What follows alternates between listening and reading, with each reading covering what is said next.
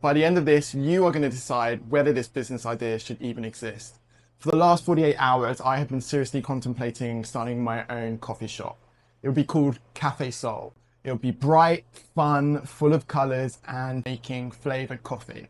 But the question is, do you think we should build it or kill it? Watch right to the end to find out what I decide to do. But let's start with the first thing, the vision, the big idea. Cafe Soul, flavored coffee. So what's it all about? So this is the inspiration test, super important. If this idea doesn't inspire us, then really the idea fails from step one. What is Cafe Soul? So Cafe Soul, for me, is the fourth wave of coffee. I think the coffee market has gotten pretty serious and quite stale. It's all about artisan coffee, minimalist environments. There just isn't much fun in coffee. And that's something you see with Dutch Bros, which is bringing in lots of flavored coffees and the success they had. It's a brand designed to bring fun, flavored coffee to the masses. It's bright colored, it's extreme flavors, strawberry cold foam, banana, caramel lattes, strawberry date cream lattes, lavender matchas. The more crazy the idea, the better. That's the whole thing. It's a place where you go to get an amazing, mostly iced coffees. Imagine like a super fun Dunkin'. Why now? Well, I think the coffee market is actually getting quite saturated. There's lots of these third wave coffee places that are quite serious, very artisanal, they make great coffee, but you see them everywhere, and I think it's time for a change. Who is it aimed at? It's aimed at the new up-and-coming demographic. So Gen Z, people who are entering the market, leaving college, starting the workplace. They want something fun. It's still get your caffeine hit, but you can feel fun about drinking it. So for me, I think from a vision point of view, Cafe Soul gets a big thumbs up. The next text is to look at market reality. So what is actually going on? This comes down to the demand test. Is this repeatable behavior? Are people going to come back constantly to Cafe Soul? I think there is a strong demand for this.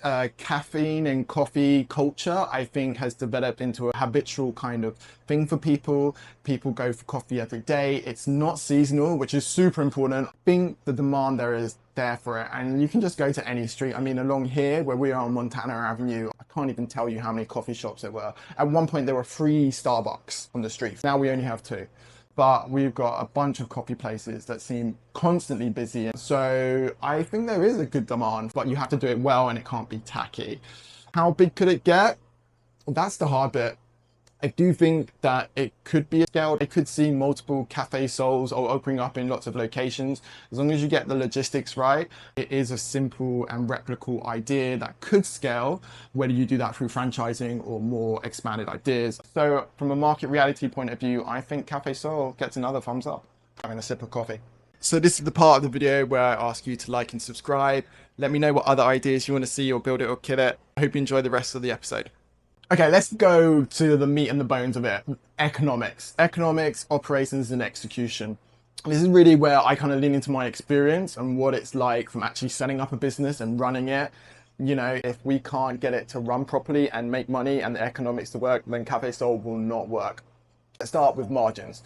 The good news is that coffee tends to have a good margin. You're talking about 70 to 80% on coffee. Your main ingredient cost is your coffee beans, and use mostly water and milks. Those tend to be cheap. Those what make up the bulk of your drinks. Ice drinks are super profitable because you're filling it up mostly with ice, not much liquid. That's how coffee shops get you. But more expensive end of it would be the creative idea. This is where I get concerned about Cafe Soul. So Cafe Soul would all be about making kind of flavored drinks. We'd be using lots of syrups. Now you could buy in syrups. There are a whole bunch of syrups out there, or we could be making our own in-house syrups. A little bit more expensive, more time consuming, and that would affect profitability a lot more. How quickly these drinks will need to be made? They need to be made quick. I hate when I'm in coffee shops and I have to wait a long time for a drink, so being able to make them quick is important as well. But margins, I think Cafe Soul would probably be okay on that. You'd probably be looking at having to charge at least $6 for a drink, $6 to $10 for a drink, which is a higher range, but that would take account of the flavored drink side. The capital involved, honestly, I think building it out, you'd probably be looking for around a up to 1,000 square foot space to begin with for your first location. Build out costs, I estimate to be around $300,000 in today's market. You could probably get that a lot cheaper. There's not much complexity in terms of the equipment you need. You're looking at commercial coffee machines, commercial espresso machines. They run from about $5,000 to $15,000. You could probably just start with one of those, and the rest of your main equipment is going to be ice machines and fridges. The focus is on ice drinks, so we need really good ice machines, and you'll need fridges for all your storage and everything. And then in terms of the build out, the look and feel, like that would be really important as well. But that's something with someone with more hands-on, you could control. So like, for example, here at Big Love, we really kind of controlled the front of house spending on the look and feel. That was really important to keep the build out costs low. What I would be concerned about is how much Cafe Sol would have to sell from day one.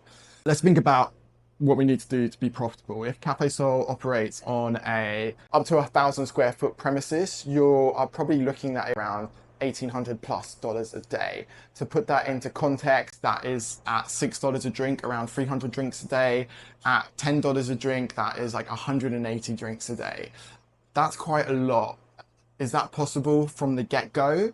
Depending on your location, rent is going to impact you a lot as well. That's really what's going to break the business. If it's not profitable from the get-go and you are in a great location, which I think Cafe Sol would want to be, your rent is just going to eat you up. You need to be selling from day one, and this is a volume business. It's not a margin business. We need to be selling a lot of drinks from day one consistently.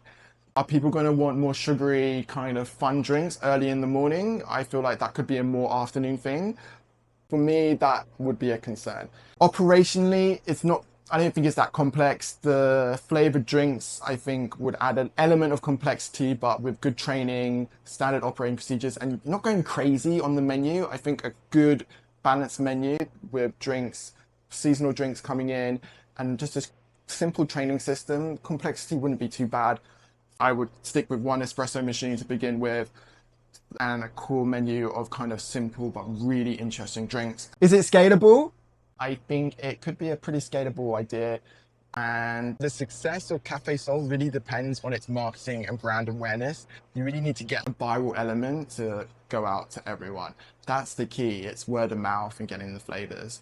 And this would require, for me, the biggest budget would have to go on marketing and pushing this out and awareness. If you could get that right, yeah, it could work. I think rolling out new stores isn't going to be complex. Again, we're looking at 1,000 square foot spaces.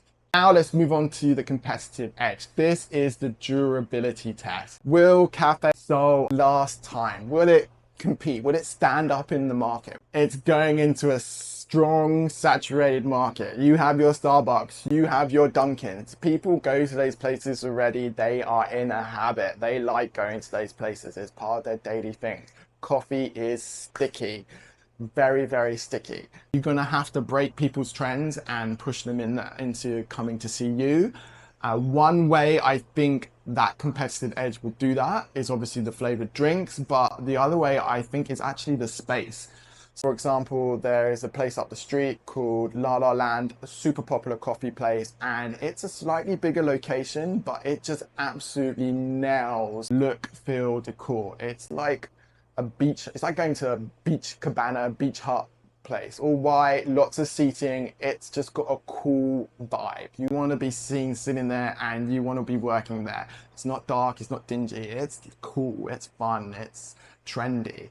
And I think that is one of the factors which attract a lot of people to want to go there. It just looks better and feels more premium to sit and work in than a Starbucks. So I think we would have to add that kind of element there to make it more competitive and attract people in, because I am a big believer in people attract people. I see it in my store when we have a line of people out the store on a busy Saturday, Sunday, Friday night. That actually attracts more people. So that's where that kind of seating idea comes in for me. I wonder and I worry if people would get bored of the flavored drinks pretty quickly. I also worry if it could come across as tacky or gimmicky. We would have to find some way to build brand loyalty into there, and that part really, really worries me. It's not an established brand, it's a new coffee brand. You're trying to do something different. Also, why didn't Starbucks keep doing those kind of drinks and stick it on their menu. It made me question, what's the longevity of those types of things? Is it just trendy and viral, but it's not long term? You would have to expand pretty quickly. I don't think you would be able to rely on one location. You would need to build up at least 3 or 4 locations, I think, to get an increasing awareness, or at least 2 or 3 locations. One location, I don't think is going to be enough.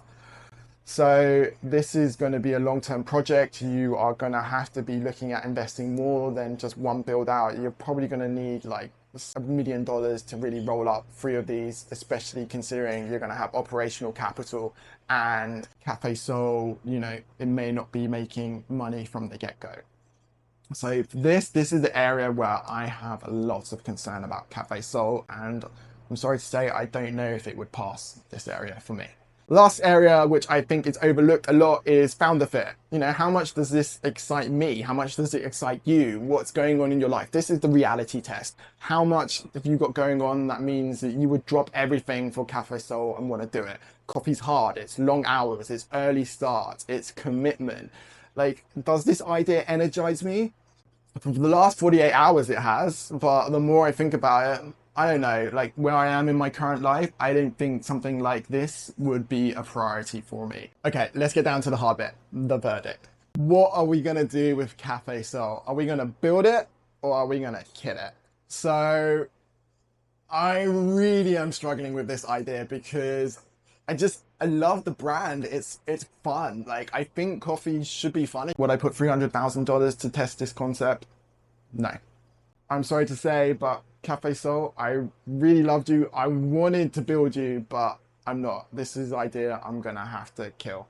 So now I want to ask you, what would you do with Cafe Soul? Would you build it or would you kill it? That was the first episode of Build It or Kill It. Big love.